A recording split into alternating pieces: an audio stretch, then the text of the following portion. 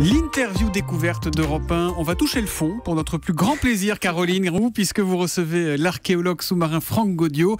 C'est aussi le conservateur de l'exposition Osiris Mystère englouti d'Égypte qui débutera dans quelques jours à l'Institut du monde arabe à Paris. Bonjour Franck Gaudiot. Bonjour. Alors, c'est vous qui avez découvert sous l'eau, au large des côtes de l'Égypte, la majorité des objets qui seront présentés dans l'exposition sur les mystères d'Osiris au Grand Palais. Vous êtes un archéologue sous-marin, c'est comme ça que ça s'appelle. Est-ce qu'on peut dire que vous êtes un mélange de Cousteau et d'Indiana Jones ? Cousteau, peut-être un peu. Indiana Jones, non, j'essaie d'éviter l'aventure. Vous évitez l'aventure et vous n'êtes pas à la recherche de trésors ? Si, quand même un peu. On trouve des trésors extraordinaires sous l'eau et sous le sédiment. Alors, l'image qu'on a, nous, de l'archéologue, c'est la poussière, le petit pinceau. En quoi l'archéologie sous-marine est-elle différente ? Faites-nous un petit peu plonger, là, sous les mers. Alors, le petit pinceau y est toujours, mais plus la poussière. Et il faut, pour l'archéologie sous-marine, avoir une logistique parfois beaucoup plus importante que pour des fouilles à terre, car il faut vivre en mer, il faut avoir des bateaux supports, et il faut aussi avoir des équipements particuliers, des aspirateurs qui vont évacuer le sédiment sous la mer. Et on fait des fouilles en fait sous l'eau, comme on les ferait à terre, mais cela demande des moyens beaucoup plus importants. Vous êtes à combien de profondeur ? Et quand vous êtes au fond, j'allais dire, est-ce que ce que vous cherchez se découvre devant vous ? Ou alors il faut aller vraiment, pour le coup, faire des vraies fouilles ? On n'est pas très profond en Égypte. Pour les villes englouties que nous avons découvertes, on est entre 10 et 7,5 mètres de fond. Mais si vous plongez, vous ne voyez rien. Tout est recouvert de sédiments et il faut fouiller, il faut évacuer ce sédiment pour voir ces vestiges apparaître. Alors, vous partez pas comme ça, j'allais dire, à l'aventure. Vous faites un vrai travail de préparation en amont ? Avant de retrouver un site, il faut d'abord étudier les archives, étudier les documents, et puis ensuite on définit une zone de recherche, et après, avec des instruments sophistiqués de recherche, on fait des prospections qui peuvent durer des années. C'est ce qui s'est passé d'ailleurs en baie d'Aboukir, en Égypte. Et après ces années de recherche, on commence à plonger, on fait des fouilles et les choses apparaissent. Vous êtes aidé par la technologie ? Comment ? On est aidé beaucoup par la technologie et tous les ans, on essaie de développer, d'adapter de nouvelles méthodes de repérage, de détection des objets enfouis sous l'eau. On est vraiment à la pointe de la technologie, même pour les fouilles. On a développé cette année, par exemple, un système de photographie en 3 dimensions qui nous rend le site de fouille sur notre écran en 3 dimensions. C'est extraordinaire. Alors, vous êtes lancé dans cette aventure en 96, 7 km des côtes, donc au large de l'Égypte. Vous avez exploré, découvert 2 villes englouties, Canop et Tonis Heraklion. Faites-nous un peu plonger avec vous. Ça ressemble à quoi ce que vous avez mis au jour ? Alors, on a une idée de ce qu'étaient ces villes maintenant, parce que peu à peu, on les fouille. La ville de Tonis Heraklion, c'était un très grand port. C'était l'emporium d'Égypte, le port principal.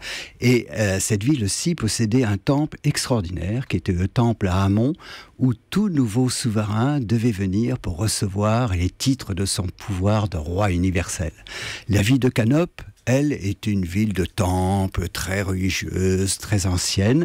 Et ces 2 villes étaient reliées par un canal, qui est maintenant, bien sûr, sous l'eau, recouvert de sédiments, mais qu'on a pu détecter. On y a fait des fouilles, et sur ce canal avaient lieu des cérémonies extraordinaires en l'honneur du dieu Osiris. Alors, on va y venir à Osiris, mais quand même... Sous l'eau, vous cherchez des vestiges de villes englouties depuis 12 siècles, dont seuls quelques textes anciens ont conservé le souvenir. Est-ce que vous savez quand même toujours ce que vous cherchez, ou parfois vous comptez sur la chance ? Alors, nous savons ce que nous recherchons, mais on espère beaucoup dans la chance, bien sûr.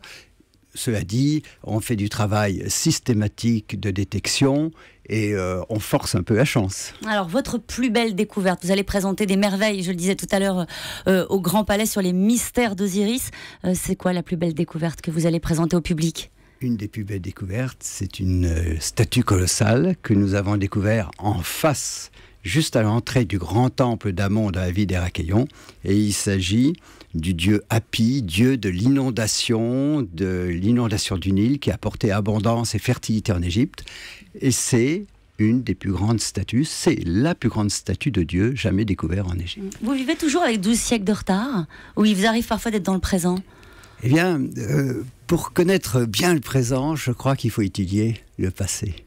Et ça permet aussi, parfois, de prévoir l'avenir. Je voudrais avoir votre sentiment à vous sur un fait d'actualité.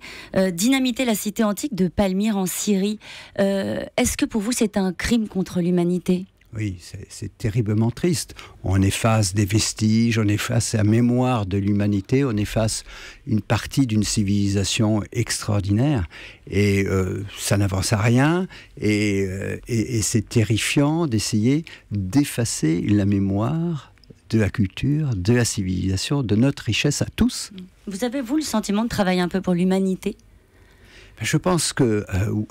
un peu quand chaque archéologue, chaque historien essaie d'enrichir notre savoir, et enrichir notre savoir, ça profite à tout le monde. Est-ce que vous aurez un jour fini de chercher ? Fini de chercher, sûrement pas. Sûrement pas. Même sur ces villes englouties que nous avons découvertes, il nous faudrait des centaines d'années pour terminer les fouilles. Donc, j'ai quelques avenirs devant moi. Alors, juste un dernier petit mot, quand même, vous êtes le petit-fils d'Éric de Bishop, navigateur célèbre pour son exploration du Pacifique. Mais en même temps, vous avez commencé avec l'École nationale de la statistique et de l'administration économique.